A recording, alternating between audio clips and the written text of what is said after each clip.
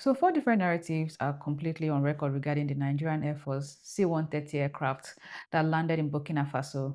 And for the sake of truth, all versions must be heard together. So, let's separate them clearly and show how they now connect. So, let's begin with the coup attempt in Benin. So, in Benin Republic, a group of soldiers tried to overthrow the government of President Patrice Talon. Soldiers attacked key locations. The state TV was briefly taken. A message was broadcast claiming power had changed. Later, the Benin government said the coup failed. So some soldiers were arrested, but not all the coup plotters were caught. Now listen, this part is important because some of the coup factions are still at large. That means Benin is still technically on security alert. And that takes us to the second part. The second version is why Nigeria entered Benin. So after the coup started, the Benin government reached out to Nigeria for help. Nigeria responded fast. Nigerian fighter jets entered Benin airspace. Troops were deployed. Surveillance and security operations began. Nigeria said, "We are helping our neighboring government stop a coup and prevent chaos near our border." Later, ECOWAS also supported the operation as a regional security move. So, from Nigeria's side, this was assistance, not invasion. But from outside, once foreign troops enter another country, some people see it automatically as an invasion, whether they were invited or not.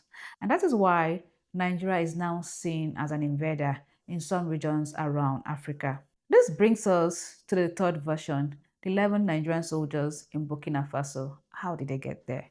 So now in a completely different incident, something happened almost at the same time.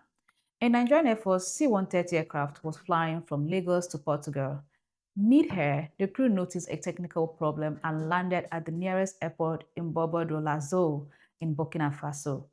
On board were two crew, nine passengers, totaling 11 military personnel. This is according to the Nigerian version.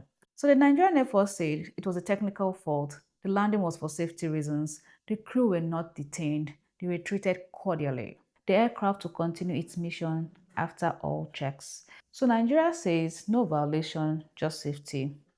The alliance of Sahel states, which consists of Burkina Faso, Niger, and Mali, said something different. They said the aircraft entered Burkinabe airspace without authorization. It was forced to land. The 11 soldiers were taken into custody. It was a violation of sovereignty. So, leading to AES placing its air defenses on maximum alert and also warned that future violations may be neutralized. So AES says it's not just safety, it was a violation. That's why people become confused. Nigeria says technical, AES says unauthorized military entry. Both sides are standing by their versions. After all this, another unusual thing happened. In Niger, the military government issued a custom directive saying all goods coming from Nigeria must be fully offloaded and strictly inspected.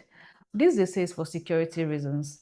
This means Niger suddenly became more suspicious of Nigerian movement across borders.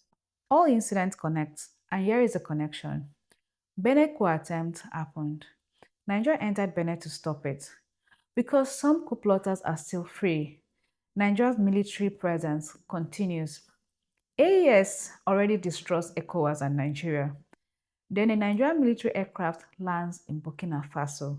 AES sees it as possible military intrusion. Niger reacts with border-level security tightening. So what began as a coup in Benin has now spilled into a regional tension involving Nigeria, AES, and somehow ECOWAS. But the truth is in the middle. Nigeria may genuinely be telling the truth about a technical aircraft problem. AES may genuinely be acting on security fear and distrust. Niger may simply be reacting with external caution. And Benin is still unstable because not all coup plotters were arrested. But now, what does this mean for Benin? Well, right now, Benin is in a fragile position. The coup attempt has been stopped, but not all the plotters have been arrested. That means the threat is contained, not fully eliminated. The country is still in a high security phase, watching for any regrouping or retaliation. At the same time, Benin's main external defender, Nigeria, is now facing formal accusation from the alliance of Sahel states areas over the aircraft and incident. active Benin collaboration has in the stopped the sparse coup, aerial but it has conflict. not yet escaped the crisis. And now that its Confederation of main Zeta to protector Sahel, faces regional Alpha Group lead, accusation, Benin must environmental stabilize partner itself while alarming standing directly. inside a divided West African security map. It's a truth at a time. Take care and have a nice day.